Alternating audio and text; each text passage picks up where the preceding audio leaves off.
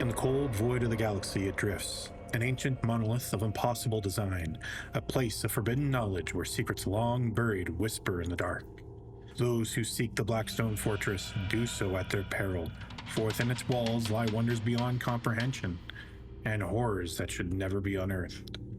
Welcome to the Blackstone Fortress. Welcome back, everybody, to the Blackstone Fortress. I am your host, Chris, aka Snowy Night Owl. We have almost the entire crew here tonight, don't we, boys? We're just missing Colleen. Which, I mean, honestly, I don't blame her for not being in this call with us specifically. Our token woman, unfortunately, has to work early tomorrow, so. Yeah, it sucks to be her. Well, the rest of us are here, and we're ready to have a good time. Quick introductions for those of you that are new here. We have Nate, aka Pilch. We have Mark, aka Mark. We have Coda, aka Limerick, and we have Ryan, who is just Ryan. I mean, you did Mark and Mark. Come on. Yeah. Well, because he was verging on Marky Mark. Yeah, I had to be careful with that one. It's like, don't say it. Don't say it. If you've got 4 letters or less, you get your name. Yeah, that's pretty much it. Yeah. Well, how's everybody doing? It's been a bit of a week in Warhammer today. Or this week, I guess. I haven't even read through it all. Today's been a week. I'm good. I am excited to discuss about everything, but very rarely do we ask the host, "How are you doing, Chris?" I am good. I am very sore and very tired. I'm about a month into my fitness journey to get a job. It's a whole thing. But I have been gifted with leaks of my Chaos Knights podcast or codex, which I'm one of about 4 people that's actually excited about that, as it turns out. So that's I don't understand the negativity on Reddit. I don't. Oh, it's not even just on Reddit, which Coda's going to get into later because he's an objective third party, and I'm not in this particular case. But yeah, lots to be excited about. So before we get into leaks and stuff, though, it's data slate week. It's balance patch. Some fat L's and some fat dubs in these documents, and some fat nothings. And some big fat nothings, one of which is a fat L in and of itself for everyone else. God. No. Let's see. As always, I like to borrow Goonhammer's high-level summaries because they tend to just sort of express the things that I think about these balanced data slates really effectively. No changes to core rules, which is good. If they'd mucked with the core rules at the same time as they dropped a new mission pack, that would have been, I think, problematic. New detachments for this quarter, because we're getting new quarterly detachments, is a buff-heavy Sorcerer Demon Prince themed detachment for Chaos Space Marines, a durability-focused list for Elite Infantry and Mounted units for Dark Angels, and a Deep Strike Shenanigans detachment for Tyranids, featuring the new Raveners from Kill Team, which got actual rules that aren't just Raveners, which is pretty cool. I want to take your summaries and make them better. Okay. First one, Chaos Space Marines got Liberius Conclave. Yeah, that makes sense.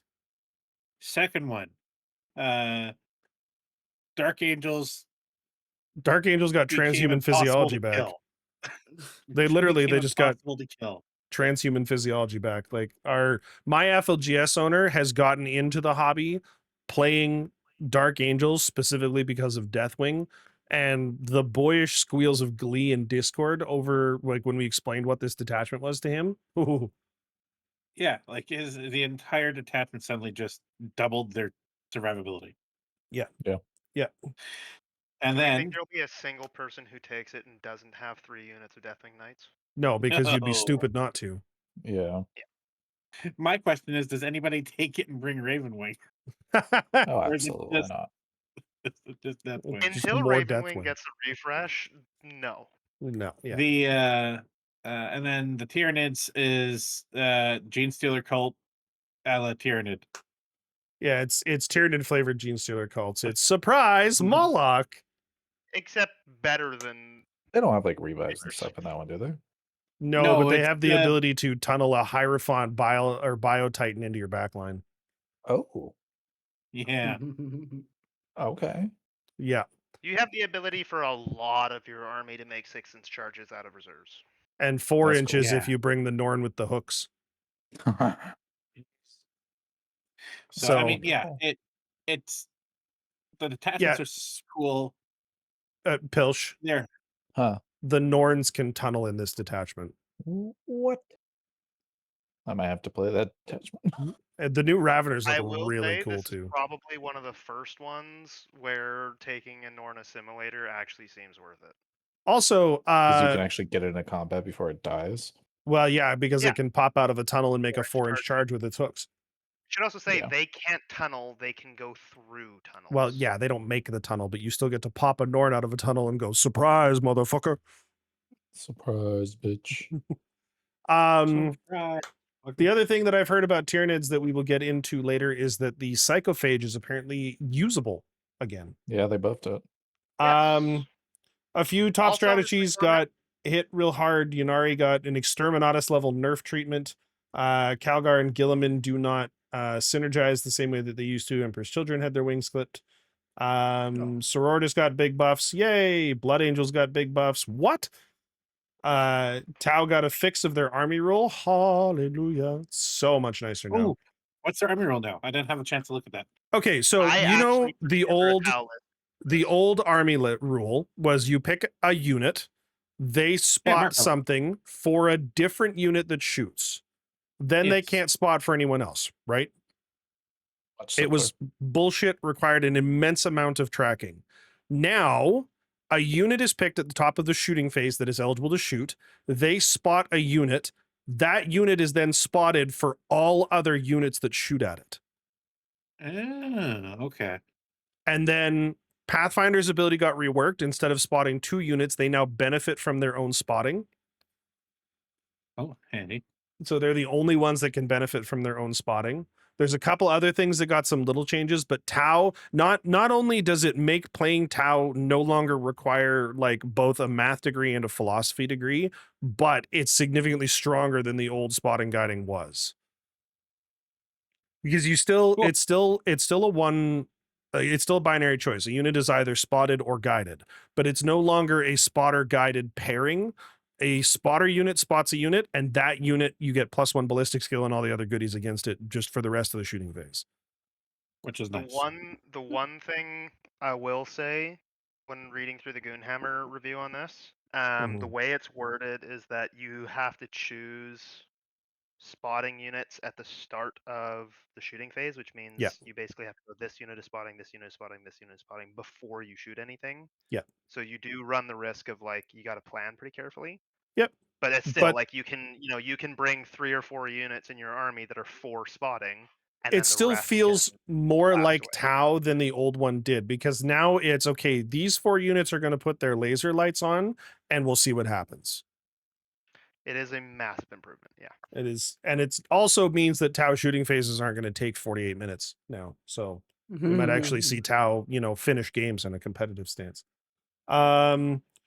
Rules buffs for some underperforming detachments. Champions of Faith, Cult of Speed got a big buff, which is really nice.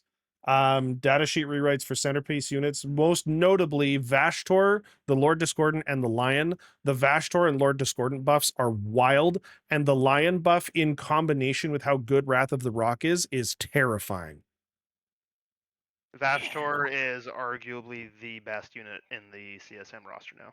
Oh, like far and away. And as good as Vashtor is, the Lord Discordant in Renegade Raiders is maybe scarier. I mean, considering that every competitive player is going to take 3 of them, yeah. Well, but the big thing is, like, I was looking through, Renegade Raiders has a bunch of stratagems, including one that, like, at the end of the shooting phase, you get to pick a unit, and it moves 6 inches, unless it has the mounted keyword, which the Lord Discordant does, then it moves 12 inches. Yeah, there's a few stratagems interact with mounted, and it's gonna Yeah. be terrible. Yeah, it's utterly horrifying. So good things, lots of little points tweaks, some that are missing. Death Guard. A new base size World document. Eater? Yeah. Well, Death Guard, World Eaters, and Thousand Suns all got nothing. No adjustments at all, which is wild to me. Isn't even hardly out yet. They also added a new standardized base size document, which has some very funny errors in it. There are a few units that are demons specifically that are playable in both Age of Sigmar and 40k. In the instructions to build them, for one of them, it says specifically if you're using it in 40k, don't put it on a base, and they gave it a base size in the document, so that's a thing. There's To be also fair, a those build typo. instructions are probably quite old. Well, yeah, there's also a typo on one of the Drukari options where it's Manticores, Lamiantes, or something like that, and one other person. They, according to the document, are on a 25-meter base. Oh. So I that's a see. thing. Major impacts, overall summary, big losers. Yannari are dead, and the rest of the faction takes splash damage. Emperor's Children were punished for having an overtuned solved list. They nerfed the solved list and nerfed everything else related to it by accident, including Renegade Raiders. The Orcs got a ridiculously brutal set of point changes on shooty options for the boys. Basically, more follow up to the triple hammer on Mordecai. Basically, they did something to Imperial Agents, which all of 4 people in the entire hobby care about because nobody plays Imperial Agents. And the They other did big nothing. loser that Goonhammer lists specifically is the metagame, because it's going to be an interesting 3 months. The biggest winners out of these, I'm actually going to skip their first entry. Blood Angels get absolutely turbocharged, which is insane. They have exactly one major threat from a competitive standpoint, and we're going to talk about them in a second here. Chaos Space Marines got a big glow up courtesy of the Lord Discordant and Vashtor, which they literally are good enough that it puts the whole faction on like a different level competitively.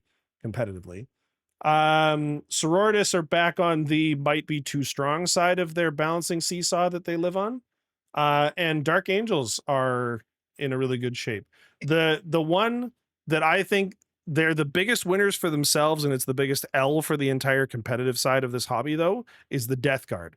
And the Death Guard win because nothing was done to them, and their scariest natural predator, which was the Yannari, got nerfed into like the Nether Realms. Yeah. So, yeah, they go into a lot of like explaining their thought process, but I wanted their summaries. So lots of interesting things in here. Some stuff that I definitely don't agree with, like World Eaters needed to go down in points. Death Guard needed at least a couple of units to go up in points. Neither of those things happened because reasons. Yeah. Oh, another fun little tweak that came in, Astra Militarum, Lord Solar can now give orders to Titanic units again. Oh, cool. So That's Bane good, Blades are actually. back on the menu, boys. That actually does make me happy because the Bane Blade is such a cool model. Yeah. And it's one of the few Titanic models that are usable. Yep. Outside of the Knight factions. Because every Yeah. faction has one, but they're not really usable on the table. Which I actually have another one of those, the faction Titanics, that I want to talk about a little bit later because I found it very funny that people were bitching about it, but we will get there. We'll get there. The other thing that I want to talk about is that we have the tournament companion for the new chapter approved deck. Yes, we do. Coda and I had a chance to play a 1,000-point game on the new rules today. I think that video will be up on our YouTube in the next couple of days here. Just hoping, yeah. So we have the mission pools, we have the terrain layouts. By and large, the terrain layouts are pretty much the same as Pariah Nexus from what I've seen. I don't see any notable changes. I think Warcom said 2 of them changed a little bit. Yeah, but not much. And then they have like, recommendations for running tournaments and all that stuff. The only thing of note which we actually already knew about courtesy of a Warcom article, but if you don't read Warcom religiously like everyone in this call does, cough, cough, pilch. No Oh. prisoners has been removed as a fixed mission option for tournament play. So when they originally printed the decks, it was an option for a fixed mission, but it was so problematic as a fixed mission in Pariah Nexus that they've made the decision that in tournaments that is not a thing. They have also changed a number of the secondaries that require destruction of enemy units to now require the destruction of the entire attached unit. So previously you'd get things like no prisoners or marked for death. If you killed the bodyguard unit, they were considered separate units when they died, and so you still got credit for killing the bodyguard. Now, most of the time, the attached unit has to be killed as well. It also means that things like Call the Horde is a lot easier to set off now because one, it's been reduced to only requiring a 13 for a starting strength. And so like a unit of 5 Terminators will actually count because that's 15. But it is 13 including attached units. Is it So- 13 starting strength? Or Yeah. 13 starting strength, which is wounds or models. Okay. But I'm actually going to double check the- that they kept that wording. The one thing we ran into that we did not anticipate, Mm, challenge minor cards thing. are mandatory. Yeah, you don't get to Challenge decide cards are if you want a mandatory. challenge card. If you are losing by 6 VP, you become the challenger and are given a challenge card. Interesting. Yeah. Why? They also were not exceedingly impactful. Yeah, I read the ones I read through. Oh. Like, Okay, Yeah. so with the starting strength thing, I thought this was the case, but I'm looking at core rules. Mm-hmm. Number of models a unit contains when it is added to your army is known as its starting strength. If a unit has a starting strength of 1, then it's said to be below half strength when its remaining number of wounds characteristics is less. So a unit of 5 Right. Terminators. I probably should have clarified. I was talking about specifically Call the Horde because Call the Horde calls out wounds or starting strength. Okay. But I'm actually double checking that they kept that wording on the new Call the Horde because I'm not 1,000% sure. I'm pretty sure the new Call the Horde is starting strength of 13 plus. Because it doesn't make sense that it would work on a unit of 5 Terminators. That's not a horde.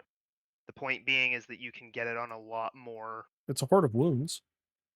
It's basically not just like boys, Hormagaunts, GSC, or. But 13 is a weird number because you're not just bringing 13 models. Yeah, Yeah, a it's unit not- like 10 is kind of the standard for a unit, and 13 is like it's pretty much only Death Guard that can get to 13 models off of a unit of 10. yeah. I was saying it's not a weird number. I Yeah. could get to 14 off a unit of 10, but that's just like a leader, a cryptech, and then 2 fucking what are they called? The bucket heads.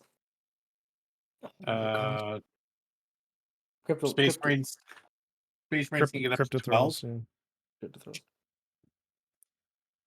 Well, and particularly now that Votan have had both the Grimnir and the Brokir Ironmaster changed so that the ECOGs no longer count as units. So like Anyways, they can fit into transports, which is really cool. But I'm still trying to look this up. So okay, I wanna hear from everybody. I mean, Pilch is our resident currently Death Guard player. He's having a little fiesta over there over just being untouched in this codex. I don't get to That is play. I devastating. don't want to hear it. You mean you don't get to play? Nobody's ever on when I can play. Oh, well, we'll see if we can do something about that. I have played you twice semi recently. Mark, is there You anything won. that happened with Necrons? What? No. Just point changes that a little pretty lateral overall. They basically just made some units cheaper that are good in Canoptic Court. And then I think the biggest losers is they increased the points for the Awakened Dynasty enhancement that gives it 4 Filmo Pain by like 15 points. That was the one that hurt the most, but it's not crazy. You know. Right. So overall, like my list I run, my Awakened Dynasty list, net change, it went up 5 points, and I changed no units. So nothing happened to me, but you know, Maybe you run Canoptic Court again. You can fit an extra unit somewhere. They did actually. Sorry, I just finally got this to load. They removed the wound condition on Call the Horde. It's only starting strength now. Gotcha. 13 such a weird number. 13 is a weird number. 12 would make a lot more sense. Yeah. Anyways, He's Even trying then, to make so it you're still going to have super so many armies that inclusive. can't. Yeah, in an attempt to make it super inclusive, you've made it almost as bad as it was. like if it was Yeah. 13 starting strength or 13 wounds, it would be fine. And nobody cares that it's not a horde. At least I don't. All right. Coda, bemoan your world eaters. Nothing changed. Like my one hope for the army was that points were going to drop, and they didn't. Mhm. So I don't God have a hope for damn. the army. Like I So what got you're my telling me teeth is the thing world eaters players are most excited about is the new Space Wolves box that they get to paint soon, right? essentially, and then like this is the part that drives me nuts. Space Wolves got reductions off their box. Wolf Oh Guard my are now God. cheaper, or now as cheap as regular Terminators. Yep. Yeah, it's a Oh whole thing. Like I Um, I don't understand it, and I'm Mm. grumpy. yeah, and that's fair. Don't worry, we'll let you get your grumpy out in a couple of minutes here. Ryan, I'm pretty sure you're tracking like 4 or 5 different factions, so just tell us all the things that you paid attention to. Oh boy. Oh boy. Well, quick thing, I'm just looking through some errata stuff, and Death Guard did get a couple of important errata, which is nice Oh. in that they have confirmed that the Plague Burst Crawler spores do not inflict mortals every turn. They had reviewed that. Oh, They so the also PBC is even clarified. more useless. They've also clarified that the deep strike, the 6-inch deep strike thing on Death Shrouds, is only in your movement phase, meaning it does not work for rapid ingress. That's not enough of a nerf, but Oh, interesting. Otherwise, in terms of things I'm paying attention to, the main two would be Admech and Tyranids. Admech didn't get a whole lot. Well, actually, no, they did have one significant thing. So they gave Castellan robots Doctrine Imperatives baseline as well as cybernetic data smiths, mhm. and updated a couple abilities. So basically, they had to change the detachment ability for Cohort Cybernetica because that was the detachment ability. So they updated that for like +2 inches to move and an extra OC or something like that. It's basically still useless because it only benefits a single unit in the entire army. Yep. But other than that, they got a few interesting points drops. So Sidonian Dragoons got some points drops, and those are looking like they could be useful these days, especially for anti-knights. They didn't get a whole lot else, to be honest. So they did get a slight drop on Scorpius Disintegrators, which everyone was already taking a few anyway. So I guess Mhm. people have extra points for enhancements now. Tyranids got a few points drops. Really quickly, I want to talk about my favorite thing in all of the Tyranids updates, which is the new Raveners. So Raveners are a thing. Raveners come in a unit of 5. But now we have the hyper adapted Raveners, which is the new kill team box. This includes 1 Ravener Prime and 4 Raveners, so it's a unit of 5. But because the Ravener Prime is a character, it can be attached to a unit of Raveners, which gives you a unit of 10 Raveners, including the Ravener Prime. And the Ravener Prime grants his unit sustained hits 1. Oh God. So okay, I'm gonna say this. So for Tyranid, just to quickly get through other things, Hive Tyrants got a buff. In a way, in that they both went down 30 points, which is really significant. Really, 30? They got the same thing though as I think it was Gilliman, where they can only reduce the cost of a CP once per round instead of once per turn, which is the main thing. But they're now cheap enough that they might be worth taking. Screamer Killers lost 10 points, which is if you're taking one for fun, then you're still taking one for fun, I guess. Hive Guard got a little bit cheaper. They're probably still not super worth taking, but if you want something to babysit at your home objective, maybe. Psychophage did get some changes and went up in points accordingly. It's basically just changed its use. It's a bit more offensively potent now rather than a defensive tool. The big thing though is the Raveners. Now I'm not sure how I feel about the Raveners yet. The reason being is that for one, you used to be able to take them in units of 3 to 6. Now you are locked to 5, and that's it. Like you're taking them as 5. Yep. There is obviously a trick with the hyper adapted Raveners where you can attach it to another unit, and you can do that. That is one thing. The main reason I'm not sure how I feel about them yet is that it fundamentally changes their purpose. Hmm. So before you would take 2 units of 3 and they had uppy downy and they were fantastic action monkeys. Mhm. They had a relatively small sort of footprint. They were fairly cheap, they were super fast, and they were tough enough that even if you did get caught out, there's a good chance at least one of them would survive. They also were like a high volume, low damage thing. Like they each had like 7 attacks. I think the weapon skill and strength stayed the same, and then they were like AP 1, damage 1, or maybe damage 2. They have gone a different route where they've given them less attacks, but they are higher AP and damage, which I don't hate. But then the big thing is just that they take too many models and they are now too expensive to work as action monkeys. So Mm. not the end of the world because we still have lictors and those are still quite good for that. 60 points, lone op, infiltrators, plenty of movement, etc. But Raveners, I'm just not sure where they're gonna fit outside of that new detachment now. Well, and maybe they don't have to fit anywhere outside of the new detachment. You want to run Raveners, you run the big fuck you, it's a tunnel. I mean, that is very possible. That is very possible. I think they're in a niche place where outside of that attachment, I don't think they're gonna get used much. The Right. only thing I can see is that if it's not a bad way if you're gonna bring some other stuff in from reinforcements or from reserves, it's not a bad way to get a synapse unit with them. Mhm. So it's maybe like neurolictors aren't bad for that either, but also neurolictors, they're not super durable and they can't do a whole lot on their own. So this might be a better option, but it's also going to be a lot more expensive. Yeah. Cool. I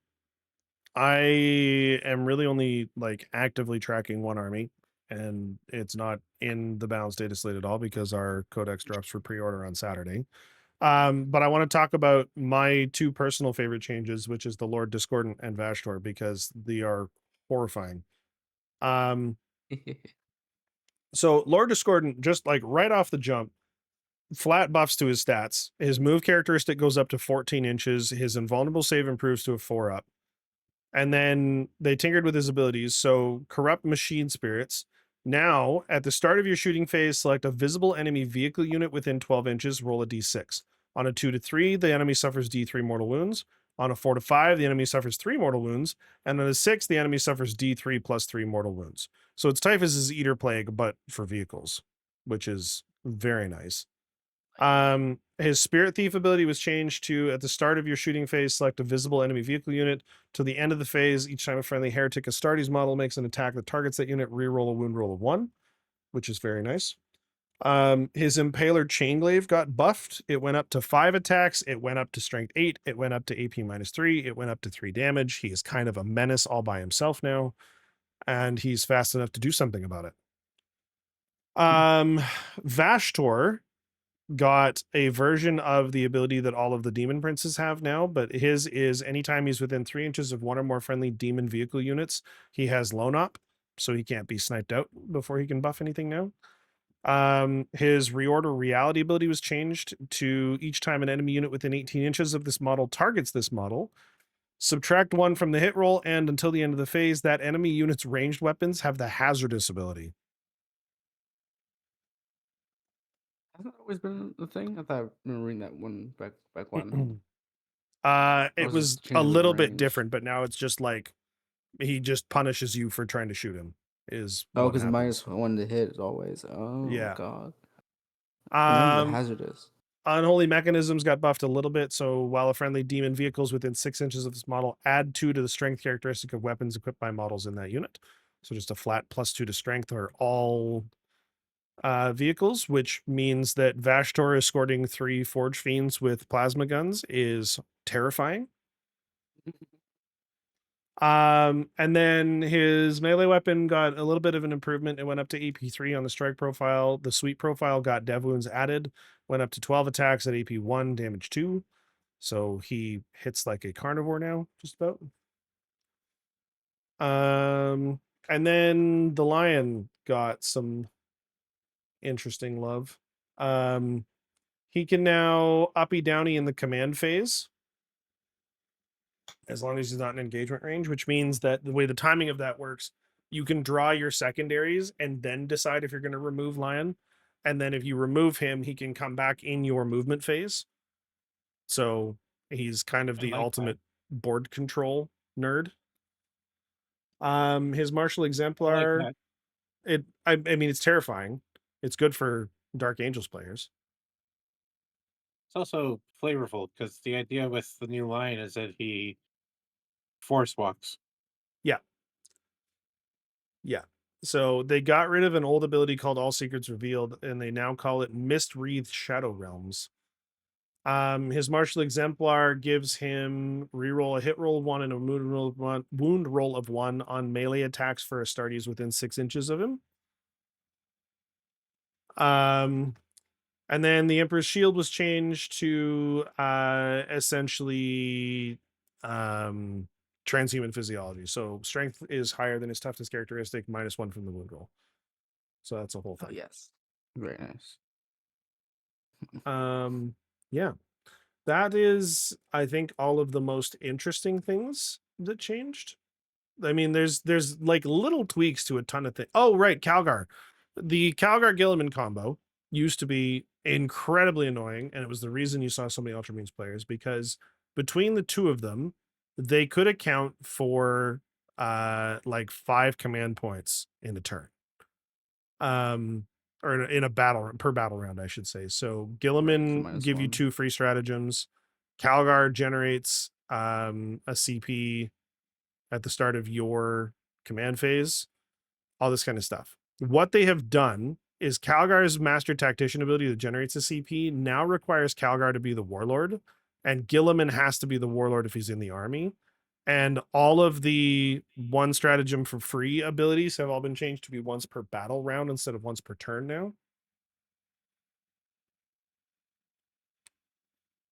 So, I like Right. that No, I too. can't use it as often. yeah. So now if you have Gilliman for free stratagem once per round, Calgar doesn't give you any CP, Right.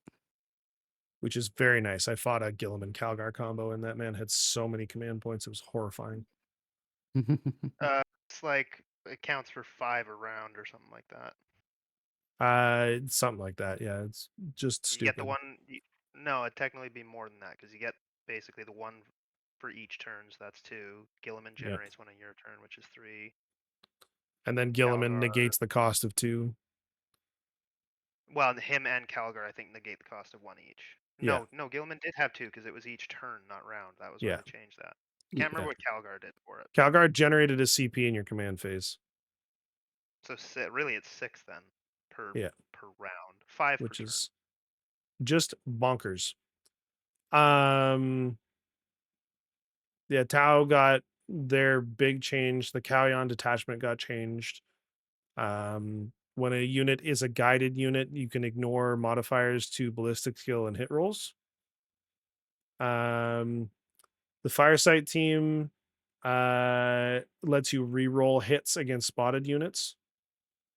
Pathfighter team, each time a model in this unit makes an attack that targets their spotted unit, improve the ballistic skill characteristic of the attack by 1, and the attack has the ignores cover ability. Yeah, lots of that kind of stuff. I just want to throw it out there really quick, just to Mhm. touch on this new. Well, I don't know, unless I can do it later. I really want to touch on this new Tyranid detachment because it has some wild stuff. Why don't you do that now? Because I needed just a second, and you guys can talk and stuff, and I'll be back in a minute. Cool. So first things first, Trigon Prime enhancement is incredible. Pilch, this is for you because you love your monsters. I do. So Trigon, basically what this one does, for one, the detachment allows you to select 2 Trigon models to get the character keyword so that you can give them enhancements. I love that. Mm. And then the Trigon Prime keyword is the bearer gains synapse. Great. Okay. You also improve the strength and weapon skill characteristics of melee weapons equipped by the bearer by 1. So net, it's actually getting a +2 bonus to its strength because of synapse. Okay. So the Scything Talons go up to 12 attacks, weapon skill 2, strength 11, AP 2, damage 3. Jesus Christ. So it is an absolute monster now. Again, I mean, the getting over strength 10 is just a massive breakpoint. Yeah. There's also the enhancement Tremor Senses, which is one of those like select 3 units and redeploy them. You can put them into strategic reserves, which for a faction that focuses on reinforcements means that you can basically go over your norm. Like you can put half your army in, but then you can go over your limit too. So those ones are massive. And then basically the way the rule works for all your charges is that when a burrower unit, which is Molochs, Trigons, and Raveners, gets set up on the battlefield from reserves, you can put a 40 mil token anywhere that's within an inch of that unit and more than 3 inches away from enemy units. And then when you're doing reinforcements with other units from reserves, you can set them up. They have to be wholly within 9 inches of the tunnel marker and more than 6 inches away from enemy units, but there are no restrictions on charging. Oof. Jeez Louise. So theoretically, with enough space, like you can set up a number of units and guarantee 6-inch charges. Or like we said, if you bring the assimilator, you can bring it in from reserves and guarantee a 4-inch charge. There's also I think one of these, yeah, Vanguard Intellect, which allows a Tyranid model with the deep strike to be set up in first turn. So you can throw that on one of your Trigons or maybe one of your Ravener units and just really cause a problem for your opponent. They also have some really fun, there's one stratagem in particular. Tunnel network, yeah. Basically, it allows you to remove a unit from the battlefield and set it up within another tunnel marker. So the mobility is just nuts. I don't know that this is going to be stronger than Invasion Fleet, but it's going to be a ton of fun and a massive headache for whoever you're playing. Oh yeah, 100%. I'm really looking forward to seeing how it performs because I feel like in the hands of players who can sort of manipulate it, it's gonna do so well. Oh yeah. Like anything that can get you like deep stuff backline short charges becomes a menace in like the right hands. You know, like Hypercrypt was for Necrons before it got Yeah, like the monster nerfs and everything. You know, yeah, just the exactly. ability to it really covers for a lot of shortcomings of certain units. Well, and the ability for board control, like I'm in my head, I'm even thinking like grab a list where you take, as many units of take 3 units of Von Ryans and infiltrate them onto the objectives right away. So that you control the mid board right from the get-go, and then your deep striking stuff, maybe 1 unit turn 1, everything No, else turn 2. Like they're never gonna get into the mid board. don't do it right away. Don't do it turn one. But Can't why do turn not? one. Always Well, do it turn 1. Can you deep strike turn one no. now? No. Well, no, it's just the one enhancement lets one of your units do it. Well, I Hmm. mean, like if you could do it, if I was going second, I'd do it turn one, but not if I'm going first, because if the off chance my opponent draws storm hostile objective, that's just free points for them. Mm-hmm. Well, it depends on what. That's what I'm saying.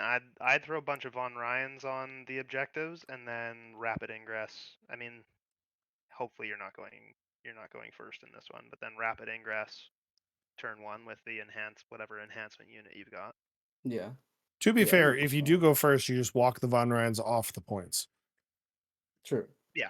Well, I mean, if you deep strike is at the end of the movement, right? Yep. So we'll just don't put them directly on it. Because they have a deep strike, right? They don't infiltrate. No, Von Ryans infiltrate. Oh, they Well, infiltrate. Okay. On Ryans or infiltrators. The point being, you can lock down the mid board, and then like your opponent just won't be able to go anywhere. Hmm. Because either they move up to try and take it, and they Unless they're Space basically Wolves. open themselves up. Unless there's space for And then we go exactly where we want to, but does that you? Then you I'm end sorry, up with you a brought Trigon Prime up your butt. You brought the charge targets closer? it. Well, Uh, About- keeping in mind that Von Ryans have fights first, so they're also you not. you may fight Yeah. my sacrificial lamb. It is the sacrifice I'm willing to make. yeah. Well, I think I don't any final closing thoughts on the data slate and everything? I'm good. Where are my No, point reductions? Yeah, I wish for some more exciting things, but They're beggars can't be choosers. on the floor of the writing room while they're busy, lighting their pens on fire, giving Imperial Knights the greatest codex ever written. Speaking of Knights codexes, though, let's talk about the Chaos Knights codex, because it is I would say it's divisive, but generally people are just kind of hating on it based on the leaks. Like, what is the And red, the general line? Like, there's less toughness but more wounds. Is that what I read? yeah, so the army lost a point of toughness across the board. Every knight went down 1 point of toughness. War Dogs went up 2 wounds. Questoris went up 4 wounds, and the Tyrant went up, I think, also 4 wounds. 6, So 22 to 28. no, the Tyrant was 24. Oh. So there's more of us to kill, but it's easier to do, is Right. the summation there. Now, that being said, we I don't think are it's going to be that much easier. well, and we are significantly more lethal, which in a couple of cases I will acknowledge is a bit of a head scratcher. Like, the one thing the Rampager didn't need was more lethality, and instead it lost the mobility that it desperately needs to get around the board efficiently. Right. So that one I will agree is a bit of a head scratcher. The other issue that I have, and I'm leading with my issues, so the fact that I'm still excited about the codex is not tainted by like people saying that I'm just a shill.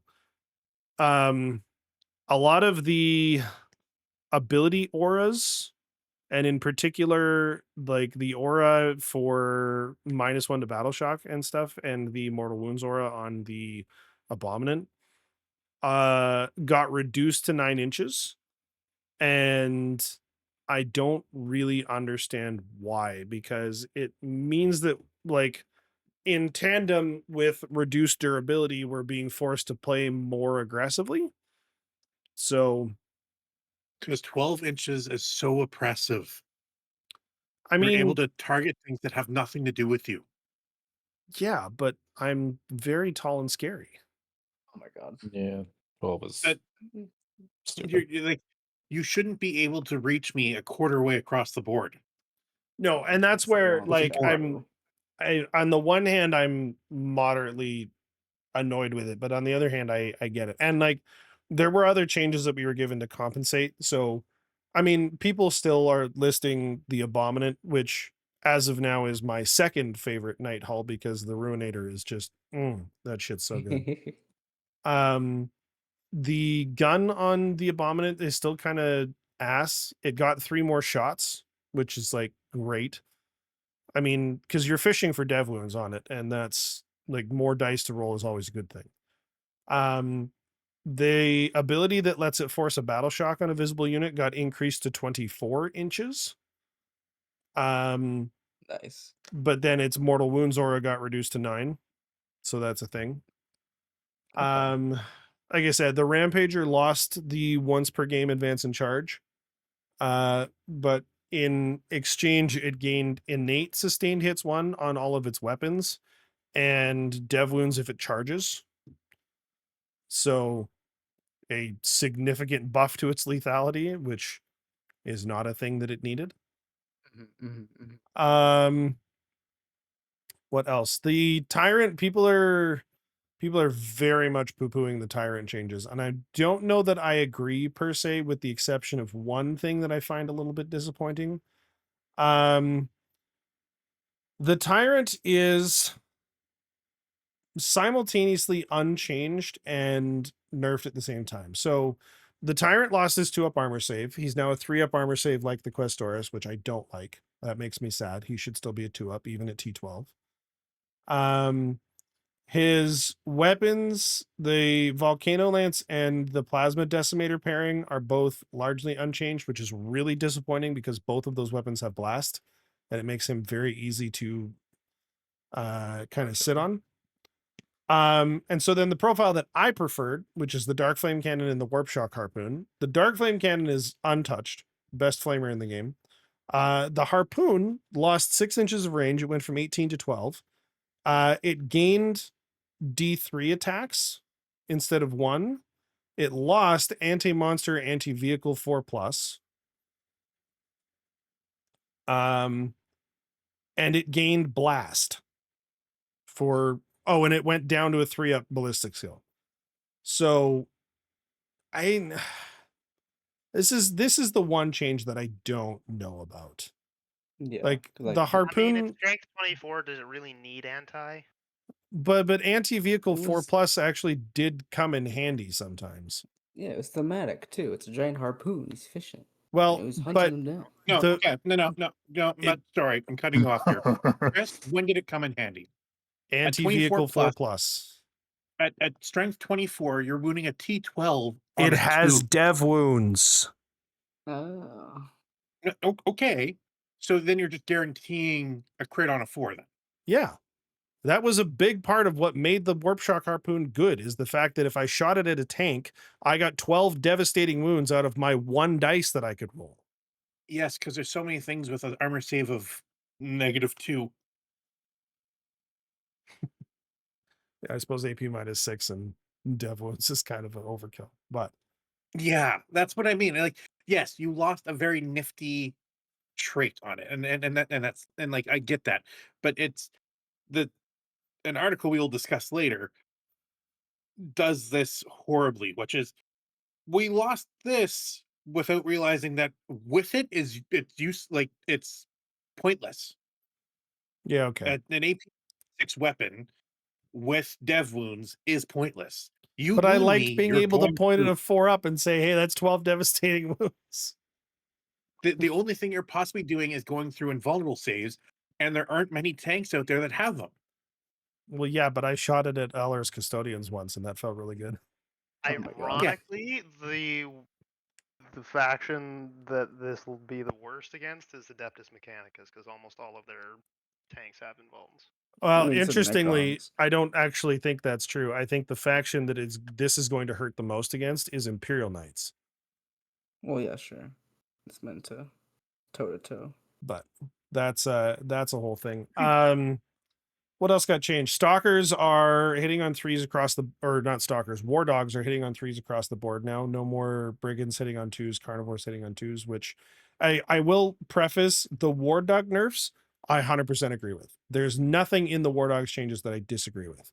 The war dog that lost the most is the brigand, not because it hits on 3s, but because it lost its +1 AP against the closest target ability, which is very sad. But They is gave that to compensation. Big Knight, right?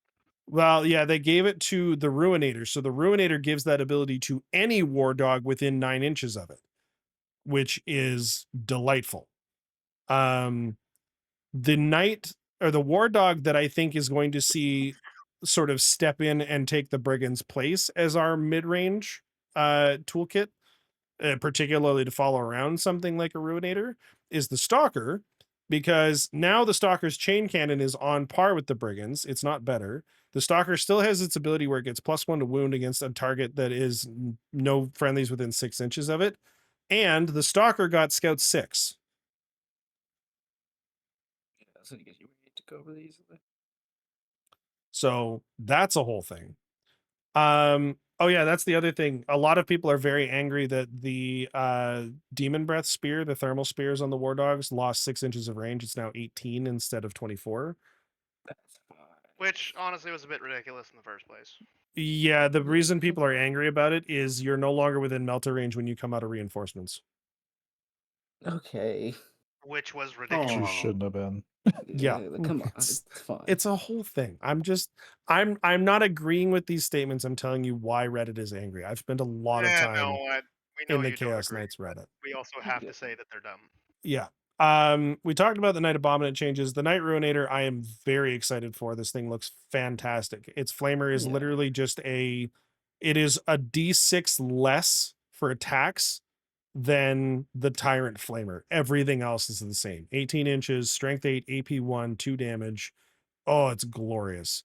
The Terror Pulse missiles, the chest missiles that it gets are 36 inches, 2d6, hits on 3, strength 8, AP 2, D2. Those are There is no glorious. reason those needed to be strength 8 AP 2D2. With blast, I It- should mention, with 2d6 It just shots. wants. It's the ultimate marine hunter. It is Unreasonable. it is malicious. And then the Felbor, which the Felbor makes me giggle a little bit. So the Felbor strike profile has 4 attacks, hits on 3s, strength 14, AP -3, flat 6 damage with anti-monster and anti-vehicle 2+. Jesus Christ. And That's then not necessary. the sweet profile, 10 attacks, hits on 3, strength 9, AP 2d2. Most interesting thing about the Ruinator to me is its ability methodical destruction, where you get to pick a victim at the start of the battle, and they actually call it a victim in the rules, which makes me happy. Hate that wording. Just want to throw that out there. You get to re-roll wound rolls against the victim, and when your victim dies, you get to pick a new one. I have a question about that ability because does it specify on the battlefield the one you have to pick? Select one unit from your opponent's army to be this model's victim. Okay, gotcha. So I can't just hide the Void Yeah, you Dragon can't hide and it. Nope. If it's in reserves, I still get to pick it as my victim. All right. Okay. So that's the thing. okay. And then, yeah, within 9 inches of the Ruinator, War Dogs get +1 AP against the closest enemy target. Thing's a fucking powerhouse. Jesus Christ. It's pretty good. The Despoiler didn't really change. It's probably still going to be the most meta Quistor's Hull, which makes me sad because it's an Imperial Knight painted in scary colors. Where was the Desecrator? Desecrator was in here somewhere. Yeah. Desecrator still gets dev wounds shooting at monsters or vehicles. Blah blah blah. So Desecrator's basically unchanged. The spoiler got a little bit of a change. Each time he shoots or fights, you can reroll 1 hit roll, or you can reroll 1 rune roll on all the attacks. That's just what the Imperial Knights do. If you bring 2 Night Despoilers and position them properly, you can bring the War Dog's OC back up to 8. Oh, that's right. War Dog OC went down to 6 instead of 8, and they lose half their OC when they bracket now. They didn't used to lose OC. Oh, Jesus. Is there precedence for that? Yeah, the big knights have Losing- always Knights. lost OC when they bracket. There's a Uh, lot of units that lose OC when they bracket. Side note, I think one of my favorite fun facts about the codex is the Lords of Dread detachment, which is the big knights detachment. You can get a knight tyrant that is once again T13 and OC 12.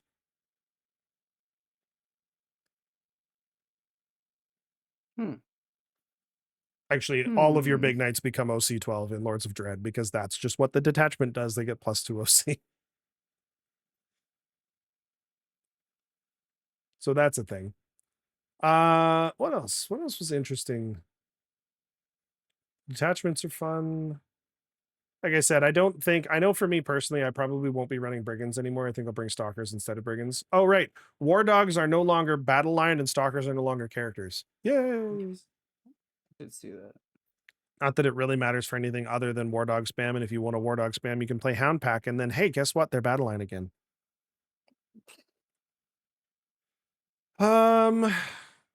Yeah. So all of this to say, People are really, really, really angry about this codex on Reddit. To the point where I don't want to call it an article, a blog post was written today, and it has been passed around like the holy grail of opinions on Chaos Knights on Reddit. And so I hired my favorite angry tabletop nerd to dismantle it piece by piece, and he's prepared a presentation for us for tonight. So Limerick, you can go ahead. Okay, so I am not a Chaos Knights player. I will preface this by saying, I'll preface this entire rant by saying three things. First, not a Chaos Knights player. Second, my opinion is no more valid than this guy's opinion. Right off the bat, that's what I'm going to say. Third, and I'm hoping this is the important part, when you're reading articles, think about what you're reading. Don't just let don't just fall into the echo chamber. Where you're like, yeah, this feels bad. And you read one article and you're like, hey, it says that it is bad. Therefore, I'm right. Because that's bad. So, on this blog post, which that's what it is, it's a blog post. This guy runs a blog, has for a while, goes on even in the beginning of the article to say that he hasn't really played in a long time and took a break because he was bored and now has opinions that matter because he did well a long time ago. Which, if you have to explain who you are on your own blog, you're doing it wrong. You should have a section for that somewhere else, but that's neither here nor there. First, he goes into specifics. He breaks down the current army rule. Cool. Then he goes into the new army rule. And then he goes, to my eye, you will 100% choose one to start the game with. And then if the enemy has any guns, or potentially roll for two. What this means is Chaos Knights have sort of a gambling effect. On rounds 1, 3, and 5, they can either pick one or randomly roll for two of special effects. One of these effects is -1 to hit our models if battle shocked or more than 18 inches away. So if I'm battle shocked, I'm -1 to hit Chris's stuff, or if I'm 18 inches away, I'm -1 to hit Chris's stuff. Pretty simple. That's a really strong one. Anyways, he goes into saying that's the one that everybody's going to use and pick right off the bat, and yada yada, which he makes that sound bad, but you get two others throughout the course of a game. So it's not like it's pigeonholing you. It's And he two doesn't even guaranteed mention, and potentially four. yeah. And he doesn't even mention that. He's like, well, you choose this one, so what's the point of having five others? When like there's 3 rounds you get to choose this in. Then he goes, the other issues I have with this are 9 inches is significantly worse than 12 inches. Nothing in the game makes more than a 5-inch charge against you if they start a turn with 9 inches. Plenty of things are looking at a 6-inch charge of starting within 12. Which, okay, cool. The idea of these ranges is specifically to stop things from hurting you up close. Like your invul is what stops things from hurting you far away. The up close part is okay. You're going to be battle shocked. You're going to be at -1 leadership. You're going to be like, you get closer to me, things are going to be harder because I have less actual ability to defend myself up close. The other thing he says, and this one I sort of agree with, but I stand by it anyway. If you roll duplicates while choosing effects, you get nothing. So, on rounds 1, 3, and 5, if you decide to randomly roll for 2 of the effects and you roll 2 3s, you get nothing. You don't get buff number 3, you get 0.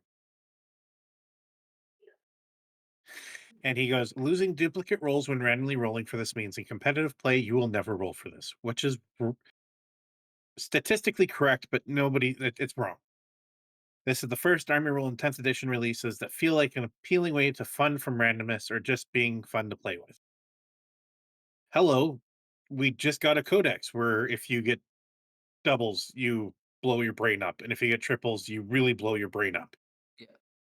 Like Dozens. it's yeah, and this is the first edition where that hasn't been common for every psyker ever. Yep. I don't understand the issue here. And then this is the one that I really, really hate because it is flat out blatantly wrong. The 5th ability, and I'll read it to you. Below half strength enemies units within 9 inches of a knight model suffer D3 mortal wounds when they fail a battle shock. That's pretty cool, right? Like, It's a mini Terra makes Shades. sense. Yeah. Ability number 4, units below starting strength takes battle shock checks within 9 inches instead of below half strength. Right? Yeah. So you He get more goes- battle shocks within 9 inches. Yes. He goes, the 5th one of these has an anti-synergy with the 4th one of these, since it calls out the unit must be below half strength. This tells me he doesn't know how to read or comprehend. Yeah. Because what 4 does is say, no, if you aren't at full strength and you're within 9 inches of me, you're battle shocking. What 5 does is say, when you get below half strength and you fail that battle shock, you take D3 mortal wounds. Yeah. There's no anti-synergy there. In fact, there's no synergy there. They synergize with battle shock and that whole mechanic, but they don't synergize with each other, and they don't not synergize with each other. Well, and they synergize with the Doom and Darkness bonuses if you take those. Yeah, he Which I goes, think to is be honest, 3 I and think 4. this should have been a pick 2 on turns 1, 3, and 5. That would have been at least somewhat interesting. I disagree. I think the only thing they need to do is if you roll doubles, you simply get the 3. Like whatever you roll. Yeah. Where if you're going to risk it for the biscuit, then you're going to get the single buff that you might not have chosen, but you're not going to get nothing. I think that is Yeah. a reasonable change. Yeah. Super reasonable. I'm not against, by the way, them not getting anything when they roll. Because guess what? World Eaters can do that too. It's highly unlikely, but there are many situations where World Eaters do not get a blessing because they didn't roll the right dice. Right. True. If I roll 5 once, I get 1 blessing because the way the blessing system works, you can only use one. You can only use a dice roll of 1 for 1 blessing. Yeah. So anyways, it just tells me he doesn't know the other codexes, which is, I guess, fair because at the very beginning he says he hasn't played in a while. So this to be handed around as if it's gospel is very dangerous. As it is, our army rule is somewhat irrelevant until turn 3. -1 checks within 9 inches. No, depending on the detachment you choose, you can 9-inch deep strike a freaking rampager turn 2. Yep. So you're saying it's irrelevant until turn 3 because you play passively. Well, that's not how these guys are meant to be played anymore. Meant to be in your face. Oh no, Yeah. we are a full offense, all out assault army now. Like that Yeah, is and so then he goes on to talk about the war dogs. He hates the fact that they got nerfed just to be given their own attachment. Whatever. they needed to be He nerfed. then goes, well, his idea was why give them their own detachment if you're going to nerf them? The same reason you give Yeah. poxwalkers the detachment. People like to do things. Well, exactly.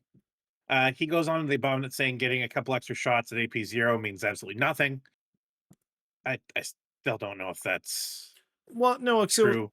I think the problem is people look at the math on that a little bit too religiously, where 3 more shots is 3 more chances to fish for those dev wounds. It's a casino cannon. That's how it works. Casino. Desecrator, he says, completely unchanged aside from the nerfs to survivability. Okay, Yep. fair enough.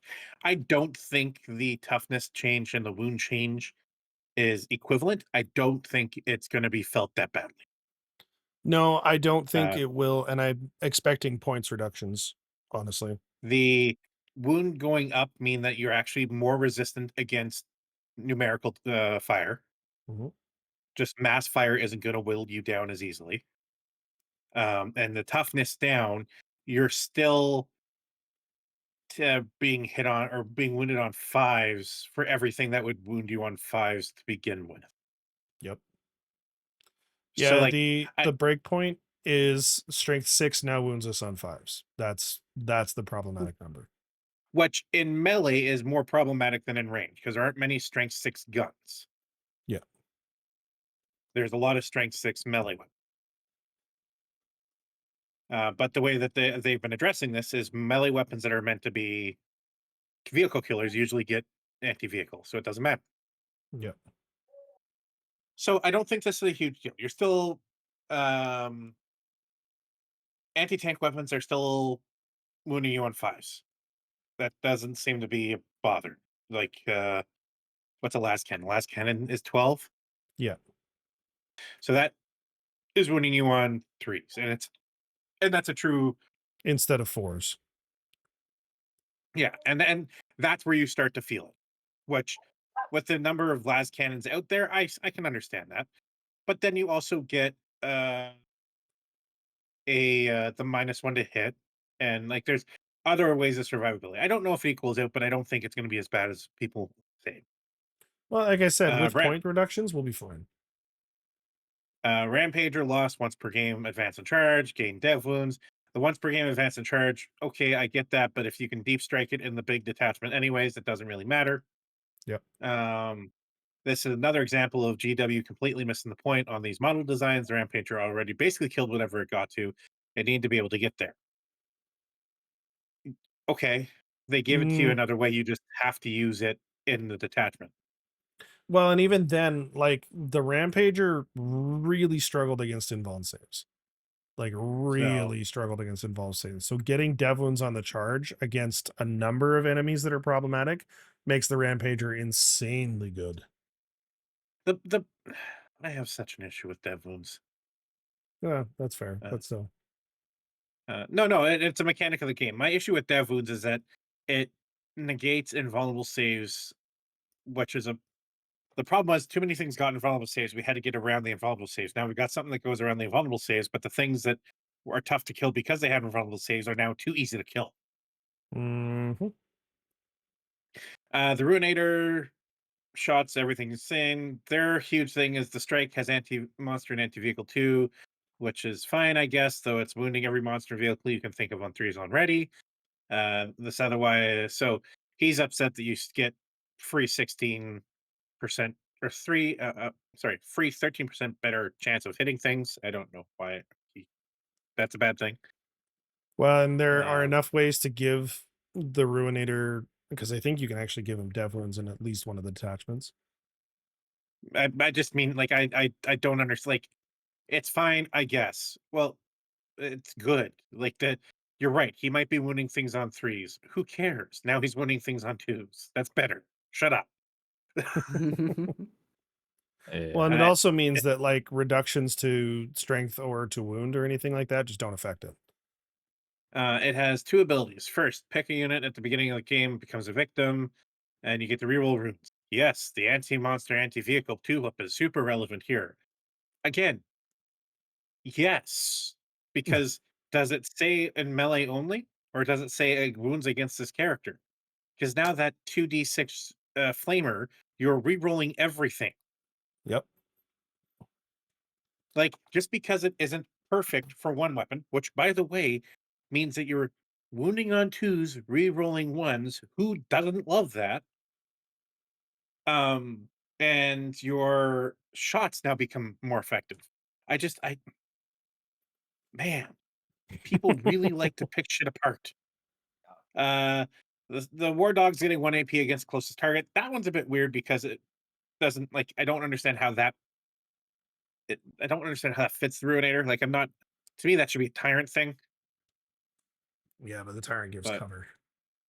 yeah, it's weird. Anyways, See, I'm of the he opinion goes. that I the currently rate this below the Rampager, Desecrator, and Despoiler. So he rates it as the worst thing except for the Abominant. yeah, I want to know. the desecrator's Uh, awful, by the way. no. I want to know how much money I have to give him before he's happy. because I feel like this is the type of guy who finds a $5 bill in his pocket and goes, "Oh, I wish it was a 10." You're probably not wrong. Because like none of what I've read is bad, or at least none of what I've read is just innately worse than what they were. No. That's also what I've read, and that's my opinion. Yep. And so it's different, don't get me wrong, but it's different. It's not bad. different allows like allows for good. They could turn out that because the points are wrong, or because the points suck or whatever, that the Knights are still in a rough spot. I'm totally understand. Um, the thing that I have much issue with articles like this is that's like well, it is very much like us writing or talking about our podcast on our podcast, saying we're experts at this, and this army is going to suck because we saw a leak. One thing I Yeah. like that we do is because of the nature of the fact that we're so many of us, you're going to get differing opinions. When Yep. someone writes an article, this is their opinion, and they don't allow for any other opinion, which is article writing. I get it, but this isn't even fact. We haven't had the release yet.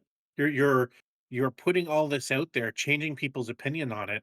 Like, what if this is how I am?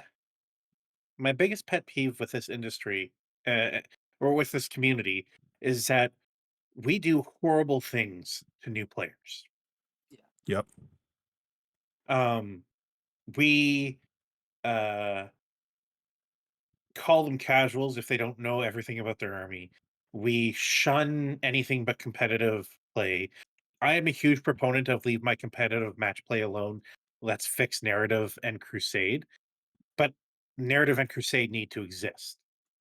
Yep. Like you can't have this game without them. They just need to be fixed. Because there are people that don't play competitive, and those people make up, I'd say, a large amount of the player base um, to this hobby. I don't have any models. No, Yeah. but So you're funny. still giving, you still read their articles. You still like, well, you're not giving them money that way. You're giving them time, which is Yeah. what a hobby's meant to be. Uh, I so will like, pay my Nord eventually. my issue is anybody who Googles Chaos Knight leak thing is gonna innately find some shit post on Reddit that says, "Read this." I completely agree with them, and everybody's gonna go, "Yeah, yeah, that's right." And some guy named Tim who just got a War Dog box from his dad because he thought they were cool, are gonna read that and go, "Well, shit." I'm gonna return these.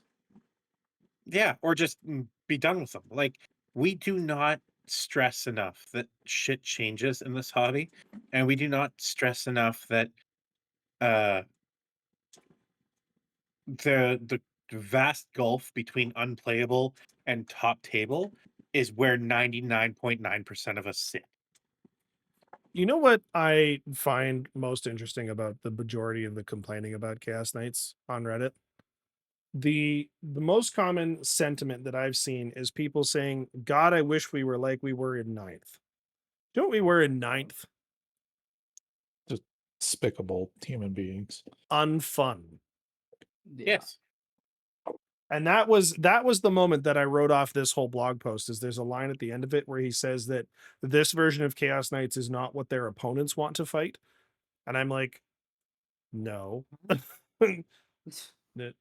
No. You see, I played Knights it wasn't ninth, it was in eighth. And Ryan can attest they were unfun to play against. Yeah, it was not a good time. So there are things about here that I will agree with. I do think the Tyrants got done dirty. Yep. The T13 to T12 drop, I don't disagree with. The armor save, I do disagree with. And the harpoon losing anti-monster, anti-vehicle, as I have said, I don't disagree with, because My it, like, only issue with the harpoon is the range. I've come around on the anti-monster, anti-vehicle, but losing 6 inches of range. that does suck. I will say getting blast makes it worth shooting at things that aren't one model. My complaint is that this tyrant is supposed to be the brawler tyrant, and now his harpoon can be tied up. No, He can't shoot it you into just melee. can't. So shoot it somewhere else, and it having blast makes that worthwhile. Now, instead of getting one D3 shot or at a squad of Well, and I jackals. will also say, pre-codex, the harpoon is a one-shot weapon. Yeah. So instead of getting one shot at jackals, you could potentially get 4, which Yeah. is still a waste of a strength 24 gun, but that's a 300% improvement. Yeah. Yeah, like I said, get that. I'm disappointed because I just like not having to remember different ranges, because Yeah, both of but his big at guns the are same 18. time, don't Titanic models, aren't they allowed to fall back from fire still? Nope. Really? Nope. That was 9th edition super heavy Walker. If we got that back, oh mama. Okay. Anyways, Yeah, you could take I actions and get still fire, but I get why blast is a weird thing to add to it. To me, it makes it less punishing to fire into something that isn't ideal for it. It makes it worth shooting at like a group of 5 Terminators. Yeah, like you're almost guaranteed to wipe out a Terminator at that point. Yeah. Whereas, like, I don't know. I look at it like I'd rather that than when you get a group of Terminators that are going to go jump a tank, and you're like, okay, shooting range or shooting phase. Well, I'm not going to bother shooting. Why? Because you're T12. Like my Mhm. storm, my storm bolters are T4, man. So, with no Yeah. AP. So I get the mixed feelings on this. I think it's a side grade completely. I don't think it's a m- m- bad thing. Yeah. And I mean, honestly, I'm Uh, okay with the harpoon being side graded. the points, potential point leaks until they come out. Those point leaks are fake. They're absolutely fake. There's no way they're real. Well, until they come out, I don't trust anything that's points. Yeah. Because we had 385 for Angron. He comes out at 410, and then immediately gets dropped to 385. So like it just nobody knows what's going on. Yeah. easiest thing to Uh, do patch is points, so it's always yeah. fluid. I just my two main issues with this article is, one, it is poorly written. Whether it's saying that they're anti-synergetic, which is just not the case. That's such a dumb buzzword. It's so funny to me. Because anti-synergy means that you would actually be working against each other, and the word for that is opposition. And I then the just other find it one, mind-boggling that people are passing around a article like this that starts out with, "I haven't played in a while." yeah, Well, Yeah. and his whole thing is that, like, because it's not an article, it's a blog post. It's literally a blog post. And he's like, hey, I haven't blogged since 2022. You might remember me as the dude who occasionally gets top 8 at grand tournaments. Top Yeah. 8? Yep. So he goes, quick background here. I started playing in 2022, so he's been playing for 3 years. Qualified for Worlds with in 2023. Which, hold on, he has that asterisk. What does that mean? What does that He- mean? He has that Nobody else asterisk, showed but he up. doesn't. He has that asterisk, but he doesn't follow up on what that asterisk means. Oh my god. Took Knights or Chaos Knights to Worlds, and then he top 8 at a handful of GTs with the big guys. Yeah, notice how he And doesn't June say how he did with Chaos Knights at Worlds. No. And June 24, I decided to take a break from the army as I was very, very bored. Okay. See, that just tells me that Chaos Knights are not your thing. You played them because they were strong, and then when they weren't strong, you threw them aside. Which that's a lot of competitive players. I'm not going to harp necessarily on that, because that is just as much a choice as someone who sits there and goes, "Nope, I'm in it for the hard years." Yep. The part that I have a hard time with is coming across as an expert because you had some success with knights. Like, Well, and he doesn't say that he qualified with knights. He says he took the knights to Worlds. yeah. So I don't know. Articles like this make me suspicious because one, not even suspicious. They make me sad. One, he has no more information than you have. Yeah.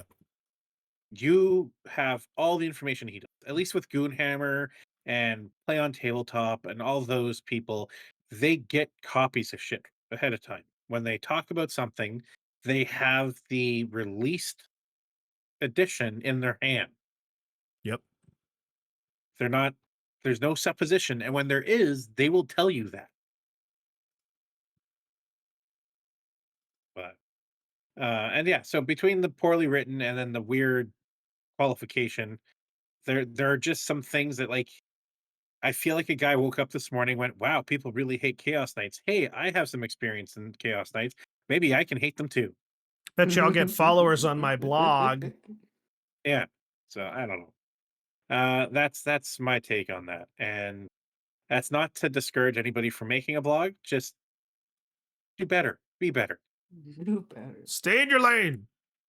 Oh Well, it's my not even God. stay in your lane. Like, Hattie wrote this and said this, hey, this is my opinion on Knights. I've played them a bit. This is how I feel.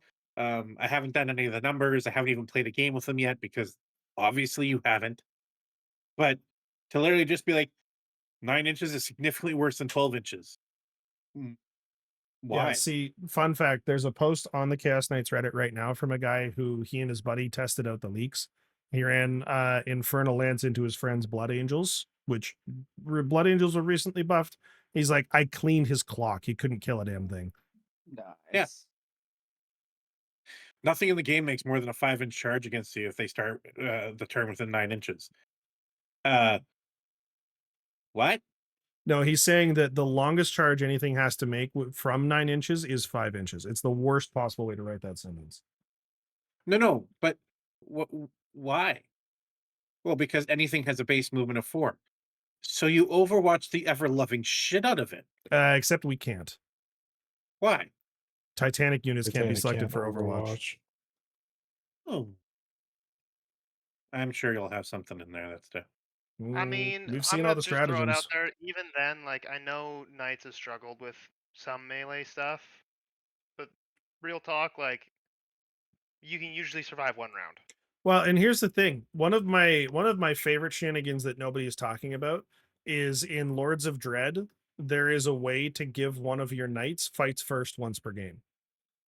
So you Yeah. can give a rampager fights first. And then he gets No. charged by something. You're like, how about no? No, but on top of that, yes, it gives a fights first. What else does it give, Chris? I gotta look up that specific one. Hold on. I don't have that one Assault memorized. all your weapons. Oh, is that the one that gives assault to everything? Yes. I So thought it was you get lethals. reroll. You get reroll charge rolls once per game, advance and charge. Assault all your weapons once per game, fights first. Deep strike once per game, pop up back into reserves. 2-up base save once per game, heal. Free reroll strat runs per round. Vect aura, which is the +1 to cost. Stealth or once per game, just blanket damage roll. Those are sick. Yeah. Oh my God. I'm gonna die. And this same detachment gets a sticky objective, but the sticky's at 5 OC. Yeah, I did see that. Which is even Debbie Downer says in his article, it might be the best stratagem in the entire game. Yeah, because anyone like now you need a decent unit to take it back. You can't just Well, give it a lot of small these like 5-unit teleport, like 5-unit deep strike point stealers, Yeah. they're OC5. They can't unsticky it. They can't unsticky it. Like my Hexmark Destroyer can't do shit to your home objective anymore. Exactly. Okay. Walk over a thing rolled 66 and every 4 is a mortal wound. So you can walk over something And then grenades it. charge it. No. Then charge it, and you're doing 17 D6 rolls. Where do you get 17 Oh, tank shock. Yeah. What's the movement? How much movement do they have? It varies. So you've got slow knights and fast knights. The carnivores are still 14. Most of the other war dogs are 12. The Despoiler, Abominant, Ruinator, and Desecrator are all 10. The Rampager is 12, and the Tyrant is 8. Oh, okay. Well, because like that kind of like Necrons have that rule with the wraiths. You fly over something and then you get to do mortal wounds, and they have 10-inch fly, and I never proc it ever. It never gets used. Right, but Yeah. you're You can't walk through walls like I can. I well, understand. and but except that you could. Actually, wait, I can. I have the beast keyword. No, you could proc that every game, buddy. No, it's really it's too it's. I find You it's too get into situational. combat. No, you get into combat. The next turn, you fall back, but you fall through them with that stratagem. It has to my rules specifies to be a normal move, so I can't use the fallback. Uh, So I don't know if that one's worded differently, but that's just my stipulation. I haven't seen the stratagem, so Yeah, I assume it works the same way, but who knows? but anyways, there's so much different. I don't know. You can't.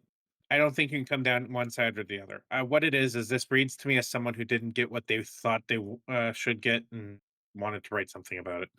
Oh, yeah. Yeah. So, but that's Yeah. that's my angry tinfoil hat man. I want to get. I want to be. I want to hear about Happy Tinfoil Hat Man from Limerick. What's? Oh, Didn't you? You got some cool I things. can discuss something now that because it will come out Monday, right? Yeah, I So won't post until Monday. I got my Spaceballs stuff. Oh, yeah, that's right. Yeah. One, models are beaut. Love them. Oh yeah. Two, I think Saga the Beast Slayer is going to be insane. Oh, terrifying. Utterly terrifying. So what it does baseline is it gives you lethals against monsters, characters, and vehicles.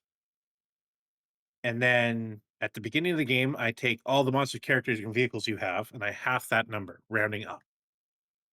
Once I have achieved killing that number of models, my entire army just gets lethals.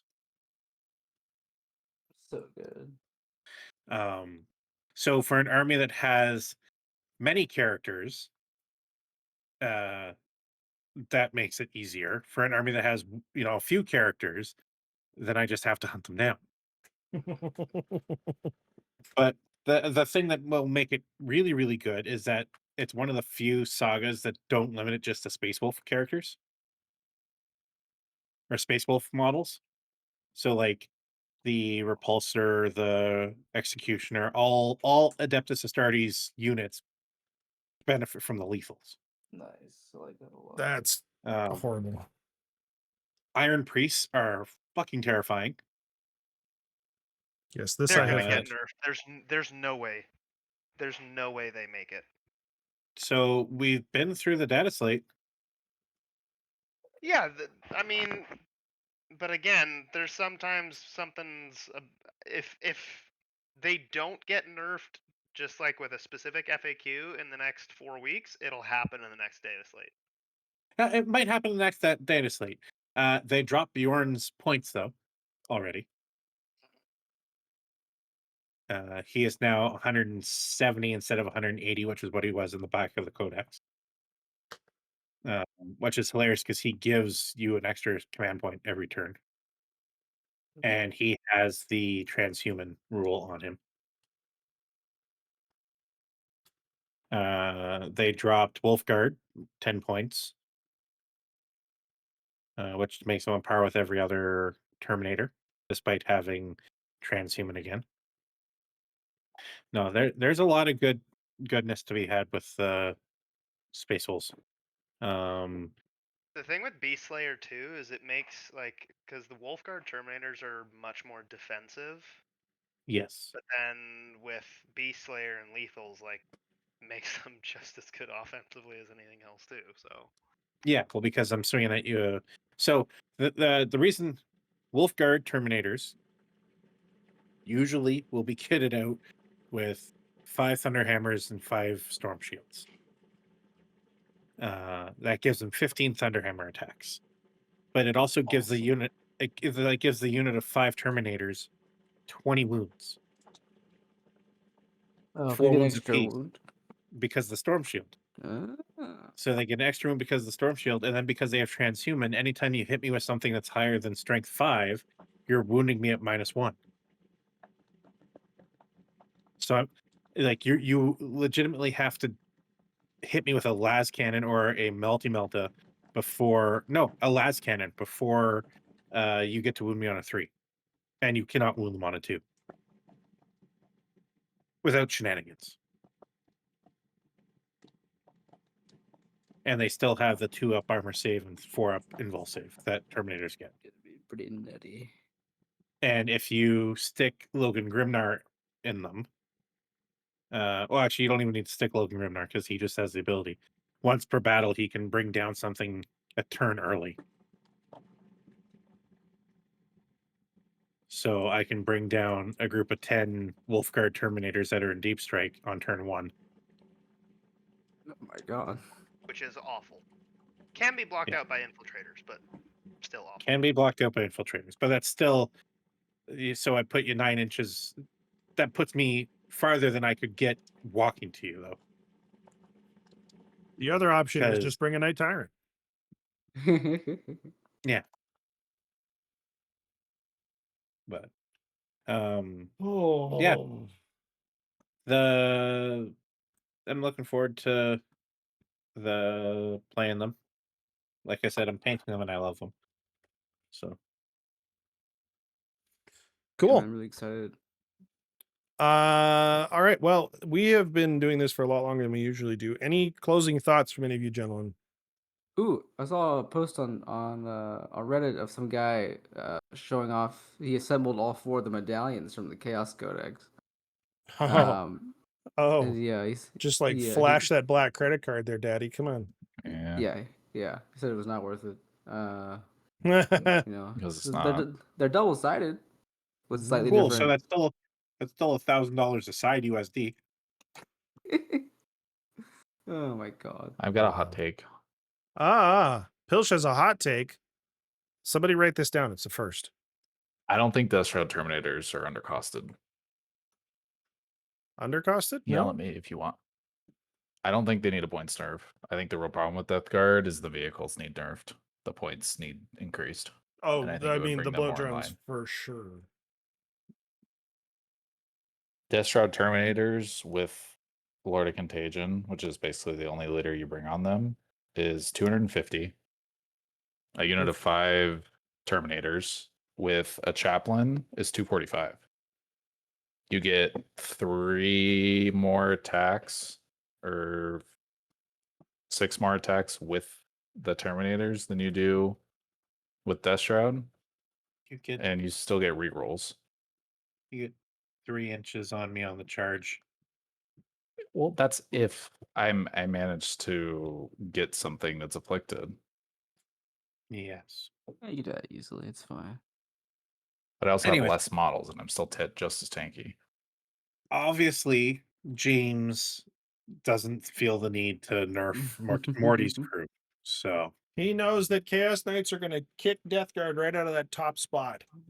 all I know is that this year of chaos better start kicking in at some point.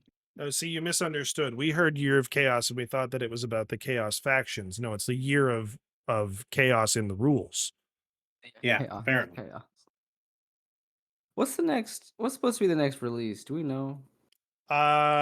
We have don't- well, so Imperial Knights will be next, almost guaranteed.